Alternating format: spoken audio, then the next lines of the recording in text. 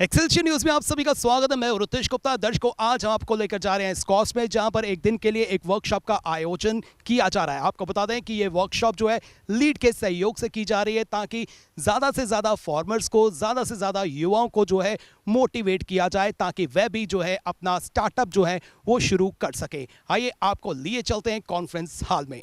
Intervention है, उसमें जो स्पेशल इंटरवेंशन है वहाँ 80% तक की सब्सिडी है। वैसे भारत सरकार की जितनी स्कीमें हैं उसमें 50% सब्सिडी है, मैक्सिमम 50% सब्सिडी है। और कुछ हमने स्पेशल प्रोजेक्ट्स रखे हैं जिसमें 80% तक की सब्सिडी रखी गई है, ताकि जो छोटा किसान है, अनएम्प्लॉयड है, उसको कोई दिक्कत ना हो इन्वेस्टमेंट में। जब तक हम पैसा नहीं लगाएंगे तो एग्रीकल्चर की ग्रोथ नहीं हो सकती, बगैर इन्वेस्टमेंट के एग्रीकल्चर की ग्रोथ नहीं हो सकती। तो इसलिए ये फिर भी अगर कोई किसान है वो उसके पास पैसा नहीं है इन्वेस्टमेंट के लिए, जो 50% या 20% उसने लगाना है, तो बैंक लिंकेज है, तो उसमें HADP में बैंक लिंकेज भी दिया गया है। इसमें सारे डिपार्टमेंट कवर हुए हैं, फिशरीज, सेरिकल्चर, एनिमल हस्बेंड्री के, जो डेयरी के हैं, एग्रीकल्चर के, फ्लोरिकल्चर के। अब मैं आपको लास्ट में एक चीज बताता हूं कि एग्रीकल्चर सेक्टर की सबसे बड़ी प्रॉब्लम क्या है।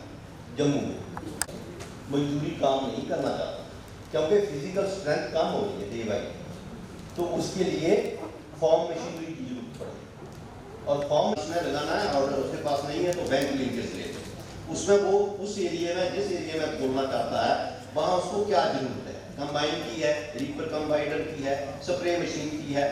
कि जो एक लीड संस्था है, और ये लीड और हम लोग स्क्वाश जम्मू हमारा दोनों मिल करके ये एक दिन की वर्कशॉप कर रहे हैं। और इस वर्कशॉप में हमारा यही उद्देश्य है, किस तरह से हमने अपने यूथ को, जितने हमारे फार्मर यूथ हैं, उनको एग्रीकल्चर की तरफ उनको आकर्षित करें। एग्रीकल्चर या एलाइड सेक्टर की तरफ, उसमें डेयरी सेक्टर भी है, पोल्ट्री सेक्टर भी है, फिशरी सेक्टर भी है, हार्टिकल्चर सेक्टर भी है, ताकि ये जो है बजाय कि ये जॉब सीकर बने, ये खुद अपना जो है स्टार्टअप खुद शुरू करें। और इसके लिए उन्हें एक ऐसा प्लेटफॉर्म मिलने की ज़रूरत है जहाँ की लीड्स के लोग हैं, हमारे टेक्नोक्रेट्स हैं, हमारे साइंटिस्ट हैं, वहाँ मिल बैठ कर के बात करें, और जितनी पोटेंशियल एरियाज़ हैं स्टार्टअप खोलने के लिए उस क्षेत्र में वो जाने और उसमें एक इनिशिएटिव ले सके। दूसरा एक उससे उद्देश्य ये भी होता है कि गवर्नमेंट की, स्टेट गवर्नमेंट की या सेंट्रल गवर्नमेंट की बहुत सारी स्कीम चल रही हैं आजकल, जिसमें कि स्टार्टअप इंडिया है, स्किल इंडिया है, मेक इन इंडिया है, मतलब बहुत सारी स्कीम चल रही हैं। हमारे यूथ उनको बहुत जानते भी नहीं हैं। तो ये जो प्लेटफॉर्म को मिल रहा है, यहाँ से अगर उनके मन में कोई किस तरह की बात होगी, क्योंकि वो चाहते हैं कि हम इस क्षेत्र में कोई स्टार्टअप शुरू करना चाह रहे हैं, तो उनको हम हेल्प करेंगे, उनको हम टेक्नोलॉजी बैकअप करेंगे, उनके हम मेंटरिंग करेंगे, और उनके लिए हम प्लान बना कर दें, उनके लिए एक बिजनेस मॉडल भी देंगे। हमारे इस कास्ट में एक एग्री बिजनेस इंक्यूबेशन सेंटर भी है, जहाँ की जो इस तरह के जो पोटेंशियल स्टार्टअप जो खोलने वाले होते हैं, उनको हमारे RQI रफ्तार, जो डिपार्टमेंट ऑफ एग्रीकल्चर, जो सेंट्रल एग्रीकल्चर मिनिस्ट्री का एक डिपार्टमेंट है, वहाँ से भी हमारी उनकी फंडिंग आती है, सो दैट वो अपना यहाँ पर अपना स्टार्टअप शुरू कर सके। तो युवाओं से आप क्या अपील करना चाहते हैं जो इस दिशा में आगे आना चाहते हैं? नहीं, हमारे युवाओं से ये अपील है कि वो स्क्वाश जम्मू के टच में रहें, और बजाय कि ये नौकरी, गवर्नमेंट नौकरी खोजने के चक्कर में घूमते रहें इधर उधर, अपना खुद का बिजनेस शुरू करें। और एग्री फूड सिस्टम इस समय देश का सबसे वाइब्रेंट सिस्टम है। इसमें बहुत ढेर सारी अपॉर्चुनिटीज़ हैं, ढेर सारी संभावनाएं हैं। उन संभावनाओं में ही कुछ निकाल करके, कुछ इनोवेशन करके अपना सिस्टम शुरू कर सकते हैं, अपना बिजनेस शुरू कर सकते हैं। ठीक, थैंक यू। भारत सरकार की बात करें, प्रदेश सरकार की बात करें, कई तरह की योजनाएं, कई तरह की स्कीम्स यहाँ पर हैं। स्किल इंडिया की बात करें, मेड इन इंडिया की बात करें, हमारे यूथ के लिए स्टार्टअप की बात करें, हर दिशा में जो है हमारी केंद्र सरकार, हमारी प्रदेश सरकार युवाओं को प्रोत्साहित कर रही है। एक युवा मेरे साथ हैं जो बड़याल बड़ामदा से ताल्लुक़ रखते हैं, राजेंद्र जी इनका नाम है, और इन्होंने जो है जो रेगुलर खेती जिसे हम कहते हैं उससे हटकर जो है कुछ किया है। आइए इन्हीं से जाने की कोशिश करते हैं। बहुत बहुत स्वागत है आपका। मैं बड़याल गांव से, नाम मेरा राजेंद्र कुमार है। मैं पहले कनक और गेहूं की खेती करता था, रास चावलों की। तो एग्रीकल्चर से मैं जुड़ा, तो पिछले साल मैंने पीले कलर की गोभी तैयार की, बकचोई तैयार की बड़याल गांव में। सबको पता है, हमारी पूरी टीम भी आई थी एग्रीकल्चर की। तो सब्जियां, इनका जो है दाम मुझे अच्छा मिला, पीला गोभी का, पल्पर गोभी। और सभी किसानों को मैं बोलता हूँ कि सब्जियों का खेतियों का काम करो।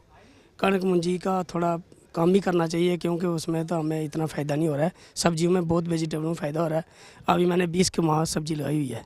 जैसे कि आपने सब्जियों की तरफ जो है अपना रुझान जो है बढ़ाया, तो इसकी जानकारी आपको कैसे मिली? कैसे आपको बताया गया कि आपको सब्जियों की पैदावार की तरफ जो है विशेष ध्यान देना चाहिए? मुझे एग्रीकल्चर तरफ से हमारे वहाँ टीम आती है आरसपुरा से, STO आरसपुरा डॉक्टर साहब आते हैं, जो हमारे रिन साहब हैं वो भी आए थे। उन्होंने बहुत बताया मुझे, बोला आप जे वेजिटेबल लगाओ, आपको बहुत फ़ायदा होगा। तो मुझे प्रॉपर जो 3-4 साल से मैं ज़्यादा वेजिटेबल लगा रहा हूँ, तो मुझे थोड़ा फ़ायदा हो रहा है ज़्यादा। तो विशेष प्रकार से कौन कौन सी सब्जियां जो हैं उसकी पैदावार आप कर रहे हैं? मैं कम से कम भी पीछे मैंने सर्दियों में जो लगाई थी 20 प्रकार की वेजिटेबल थी मेरी। अभी मैंने 11-12 प्रकार की वेजिटेबल लगाई है। तो काफ़ी मुनाफा हो रहा है। हाँ ठीक है, अब ठीक है, दाम भी अच्छा मिल रहा है इन दिनों में। पिछले दिनों में थोड़ा सा हो गया था, अब ठीक है, मंडी का रेट अच्छा मिल रहा है। तो बाकी युवाओं से कुछ अपील करना चाहते हैं? मैं तो सभी से कहता हूँ खेती बाड़ी करने से एक तो BP नहीं होगा, आपको सेहत ठीक रहेगी, तो और ठीक है, अच्छा है, खेती बाड़ी करनी चाहिए। खेती बाड़ी में ज़्यादा ही फ़ायदा है, ऐसी बात नहीं है कि नहीं है। जब हमारा सीजन पिछला लगा तो मुझे 12-13 लाख रुपये बचा है। इस कॉन्फ्रेंस में, इस वर्कशॉप में कई विभाग द्वारा जो है कई तरह की प्रदर्शनी भी लगाई गई है ताकि लोगों को जागरूक किया जा सके। इस समय सेरिकल्चर डिपार्टमेंट से मेरे साथ मैम है, आइए इनसे जानने की कोशिश करते हैं। मैम, सबसे पहले अपना परिचय दीजिए। मैं डॉक्टर आराधना शर्मा, सेरिकल्चर असिस्टेंट हूँ। पीछे 21 सालों से डिपार्टमेंट में काम कर रही हूँ। तो जिस तरह से यहाँ पर आज आपने प्रदर्शनी लगाई है, सिल्क के जो है यहाँ पर हमें कार्य दिख रहे हैं, तो थोड़ी सी जानकारी दर्शकों के लिए। एक्चुअली हमारा ये जो डिपार्टमेंट है, इसका मैंडेट को अगर आप देखें तो हमारा एक तो मलबरी प्लांटेशन का है। हमारा होस्ट प्लांट जो है सिल्कवर्म जो खाता है, मलबरी का पत्ता खाता है, उसकी प्लांटेशन के लिए सब्सिडीज़ हैं हमारे जो भी HADP प्रोजेक्ट चल रहा है।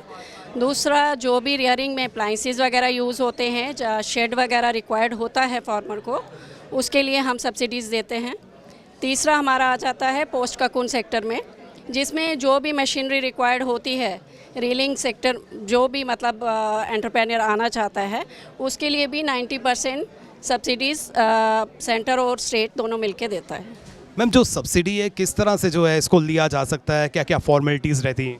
देखिए, जहाँ तक प्री कोकून में आप लगाएं तो हमने फार्मर्स के लिए रखा है कि 300 प्लांट्स मलबरी के वो लगाएगा, जिसमें हम 70 रुपये पर प्लांट की मतलब उसको पूरा उसकी बड़ा करने तक के हम देंगे, जिसमें वो इरिगेट भी करेगा, उसको फर्टिलाइज़र्स वगैरह जो भी डालना है वो सब करेगा। वो 300 प्लांट्स लगा सकता है, उसके लिए उसको सब्सिडीज़ मिल देंगी। अप्रोच कैसे किया जा सकता है? आप डिपार्टमेंट में हमारे एडिशनल डायरेक्टर जो सामने यहाँ रेशमगढ़ कॉलोनी में हमारा हेड ऑफिस है, वहाँ आके मिलके उनके साथ संपर्क करें, वो आपकी पूरी मदद करेंगे। चलिए, अब मैम से बात करते हैं और जानने की कोशिश करते हैं कि शीप हस्बेंड्री विभाग द्वारा यहाँ पर क्या क्या लगाया गया है और क्या ऑब्जेक्टिव लेकर चल रहे हैं। मैम, सबसे पहले अपना परिचय दीजिए। माई सेल्फ डॉक्टर गिशाली, VA सतवारी आरसपुरा। मैं यहाँ शीप हस्बेंड्री डिपार्टमेंट की तरफ से हूँ और अपने डिपार्टमेंट के डिफरेंट इंटरवेंशंस के बारे में बताना चाहती हूँ।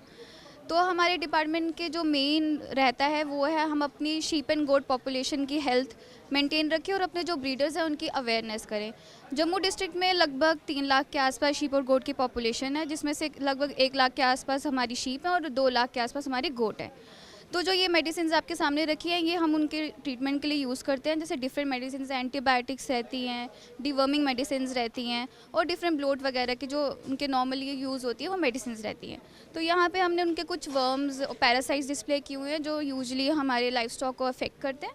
और इस तरफ हमने अपनी वूल डिस्प्ले की हुई है, जो हमारे डिस्ट्रिक्ट जम्मू में यूजली रैम्बुलेट का क्रॉस रहता है, उसकी डिफरेंट टाइप की डिफरेंट क्वालिटी की जो उसकी वूल है हमने वो यहाँ डिस्प्ले की हुई है। सबसे बढ़िया क्वालिटी की जो वूल है वो कौन सी होती है?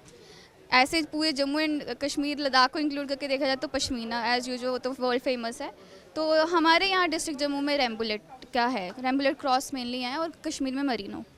और जिस तरह से ब्रीड की पर्टिकुलर बात करें तो यहाँ पर हर किस्म की ब्रीड होंगी?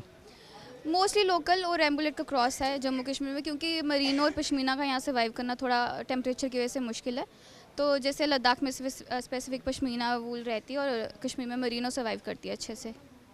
चलिए मैम, आपसे बात करते हैं। आपका नाम? मैं doctor Ambika, assistant botanist, department of agriculture Jammu से हूँ। तो मैम जिस तरह से यहाँ पर प्रदर्शनी लगाई गई है तो एग्रीकल्चर विभाग ने भी जो है यहाँ पर जो है युवाओं को प्रोत्साहित करने के लिए जो है यहाँ पर स्टॉल लगाया है, इसके बारे में थोड़ी सी जानकारी दीजिए और क्या ऑब्जेक्टिव लेकर चल रहे हैं। जैसे कि डिपार्टमेंट के यहाँ पे बहुत सारे डिपार्टमेंट है। एग्रीकल्चर ने यहाँ पे एपीकल्चर का स्टॉल लगा है, मशरूम का लगा है, वेजिटेबल इम्प्रूवमेंट स्कीम का हमने लगाया हुआ स्टॉल। तो इनका सबका हम मैसेज ये देना चाहते हैं हम सभी लोगों को, इस सारी कम्युनिटी को, या जो स्टार्टअप्स जो बिज़नेस स्टार्ट करना चाहते हैं जो भी लोग, उन्हें ये कि हम इन सब जो एग्रीकल्चर की कम्युनिटीज़ हैं, जो ये सब चीज़ें हैं, इनके थ्रू भी अब आप जो है बिज़नेस अपना जो है वो एनहांस कर सकते हो, जो अपनी इकॉनमी जो है इम्प्रूव कर सकते हो। तो ये सब चीज़ें, क्योंकि पहले लोग एग्रीकल्चर की तरफ नहीं जाते थे, उन्हें पता था कि अगर हमने आलू लगाया है तो हमें जब मार्केट तक जाएगा तो उसका 1 रुपये हमें वैल्यू मिलेगा, है ना।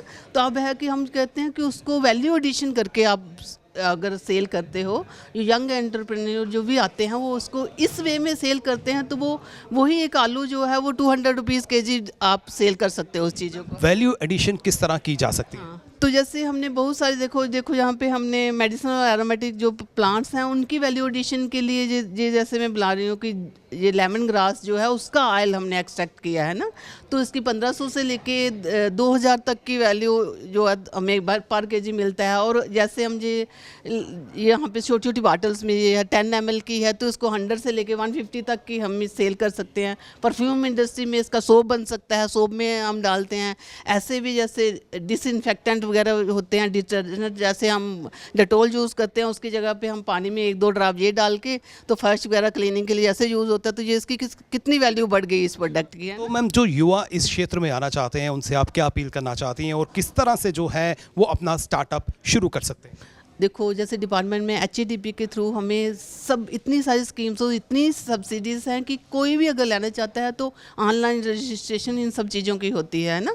आप रजिस्ट्रेशन होता है ऑनलाइन, वो करवाइएगा। उसके बाद हम पूरी इनको इन्फॉर्मेशन डिपार्टमेंट से आके आप ले सकते हो। जो भी हमारे जोनल ऑफिस हैं वहाँ पे जाके जो AEOs हैं, JEOs हैं, AEAs हैं और उसके ऊपर वाले भी ऑफिसर हैं, वो सबके सब आपको डिटेल इन्फॉर्मेशन देते हैं। पर आपने माइंड बना के आना कि आप किस फील्ड में जो है जाना चाहते हो और किस में आप किस फील्ड में जो है आप उसमें बिजनेस अपना जो है वो करना चाहते हो। तो हम हर किसी के जैसे 29 HADP में स्कीम्स आई हैं, इनके थ्रू आप किसी में भी आके अपना जो है स्टार्टअप बिजनेस जो है वो स्टार्ट कर सकते हो। और डिपार्टमेंट का एक्सेस वो जो है उनको सब्सिडी वगैरह वो हम सब प्रोवाइड करते हैं।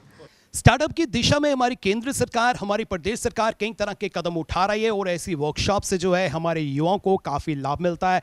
और जिस तरह से यहाँ पर लेक्चर्स की बात करें उसका आदान प्रदान किया गया और विभिन्न विभागों द्वारा जिस तरह से स्टॉल्स यहाँ पर लगाए गए ताकि हमारे जितने भी फार्मर्स हैं, हमारे युवाओं को जो है महत्वपूर्ण जानकारियाँ जो हैं वो प्रदान की जा सके। फिलहाल नितिन कनोत्रा और मुझे यानी रितेश गुप्ता को दीजिए इजाज़त और आप देखते रहें एक्सेलशियर न्यूज़।